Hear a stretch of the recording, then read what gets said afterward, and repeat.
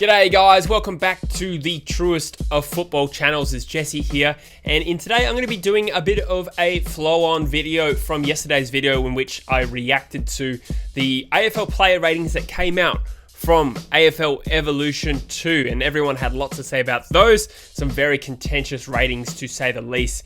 Look, it is a hard job, and that's why in today's video I'm going to be putting my balls on the line and I'm going to be trying to give you some of my own ratings. Now, they obviously don't have time to do every player in the league, so what I've done for you today is I've gone through my top 30 players in the league, and I'm going to show you what I rated them all. I'm going to show you how I rated all of the 18 teams as a total team rating, and then I'm going to give you 10 players that I'm going to correct that were too high, and then 10 players that I thought were rated too low.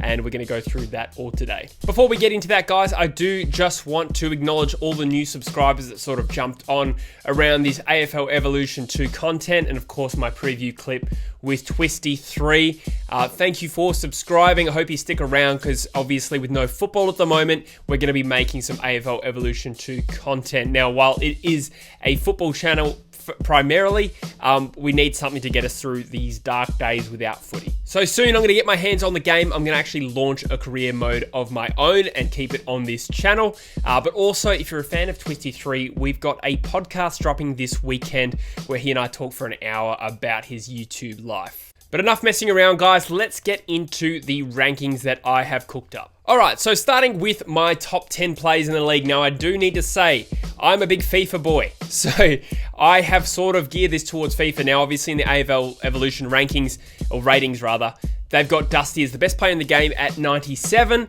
And for me personally, I'm not comfortable having players that high because I'm used to FIFA. So in FIFA, you got Messi and Ronaldo, I think around 94. And they're pretty much the GOATs, certainly of their generation. So for me, I'm going to have Dusty, Danger, and Fife all rated 92 because personally, I can't really split who is the best player in the competition. You can make an argument for any of them. Grundy is my fourth best player at 91. Slightly ahead of Cripps, Gawn, and Buddy Franklin, and I know people will challenge that because Buddy's a bit older and hasn't fired a shot for a while, but I honestly think fully fit, he's still up there with the best players in the league. Right behind that is Bontempelli, Whitfield, and Jeremy McGovern I have as the best defender in the league. So let's skip on to my 11 to 20 range, and this is so hard, guys, so I know that I'm going to get torn a new one for this, but it's super, as far as I'm concerned, there's a huge glut of really evenly matched players. Toby Green, for me, soars up. He's my bolter. He's my dark horse. You're not going to like that, I don't think, unless you're a GWS fan, but for me, I think he is actually the best small forward in the competition in terms of his ability to push through the midfield as well. Right ahead of Charlie Cameron, who is, probably the best small forward in terms of actually kicking goals, but although Toby Green I have slightly ahead as a total player. Cornelio, Grimes, and Cameron round out that top 15, ahead of Lockie Neal, Harris Andrews, my boy Luke Shuey, Scott Pendlebury, and Elliot Yeo. So as you can see, only 2 points, or 2 rating points I have, separates 11 to 20 because it's just so even. I'll show you my 21 to 30 now as well. We've got Tom Mitchell, and I know that's going to be contentious. A lot of Hawks fans ride me pretty much every video I mention Tom Mitchell because, frankly, I just don't have him that highly in terms of the best midfielders in the game. I reckon he's around that Luke Shuey, Scott Pendlebury, Lockie Neal range. I don't think he's better than that. We got Shannon Hearn at 87, who seems to be not slowing down at all with age. I've got Tim Kelly, 86 as well. A little bit, maybe people will think I've underrated him there, but as an Eagles fan, I feel like that's justified. I don't think he's quite as good as the players I've mentioned above.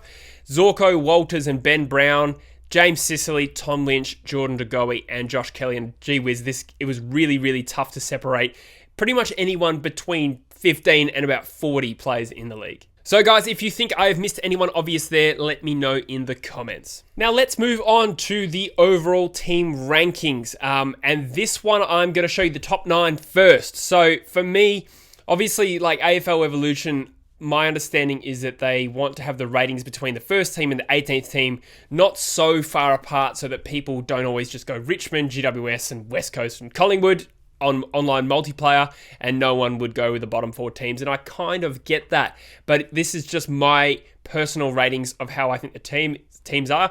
Richmond, clearly the best team. GWS ahead of West Coast because I just think their list is probably the strongest, and they're all coming into their prime. Collingwood round out that top 4 as the clear 4th best team in the competition. Little bit of a gap to Geelong, who is a team that people like to rate a bit lower, but I just think their star power means they'll have a high rating on the game. Brisbane Lions, Western Bulldogs are both good teams, but don't quite have the depth of those teams above them.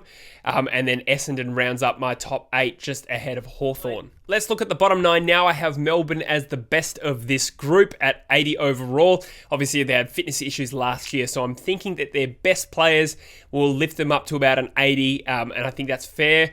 Port Adelaide, North Melbourne, St Kilda are all sort of a glut team for me. For me, it's very hard to peg exactly how good these teams are. Then in the bottom 5, you got Fremantle, Carlton, Sydney, Adelaide, and Gold Coast. So you got a swing of 22 between the best team and the worst team in Richmond and then Gold Coast. Now, guys, before we round out the video, I'm going to show you my top 10 underrated and overrated players. So let's start with the players I thought they were too harsh on in the ratings. First off, you got Rowan Marshall. He was at 68. In my scale, I have him about an 80. Riley O'Brien, another ruckman, 73, should be about 79. Charlie Cameron's an 85. Even with my harsher rankings, I still think 88 is probably about right. Finlayson was rated 68 in the game. It should be 81 at least, as far as I'm concerned. He's one of the better third talls in the game. Fiorini's a really underrated player from Gold Coast. I think he should move up to about an 80. Brad Hill, again, 82's not too far off what I have him, but my ratings are harsher. I actually think he's a better player than what they suggest. Jager O'Meara up to an 83. Lincoln McCarthy, 79. Sam Taylor, I have at 77. He's a very good key defender for his age. And Bailey Smith at 76 with potential to obviously improve quickly because he's a really, really young, talented player. Those are not the only 10 ratings I disagree with, obviously, but they're just 10 I picked, and I want you to let me know in the comments which players you think you would change and to what rating. Let's move on to 10 players I thought were overrated, not necessarily the top 10 overrated, but let's start off with Luke Bruce. I love Luke Bruce. He's a star player, but 92 is far too generous. He should be around at 86. Rory Sloane at 94 puts him just behind some of the best players in the comp. That's ridiculous. He's about 85 in that sort of middle or second or third tier of midfielder in the comp. Betts, 89. Obviously, he's sort of past his best. I think 80 is probably about fair for where he is at his age. Jonathan Patton's not 84. That's ridiculous. 76 with potential to improve. He's obviously had a lot of injuries.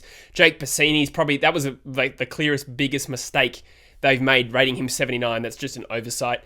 He's about 55. Like, that's pretty much where I'd have most rookies. Lewis Taylor at 82 is generous for a guy that basically got delisted and went to Sydney. Down to 73 is probably more realistic.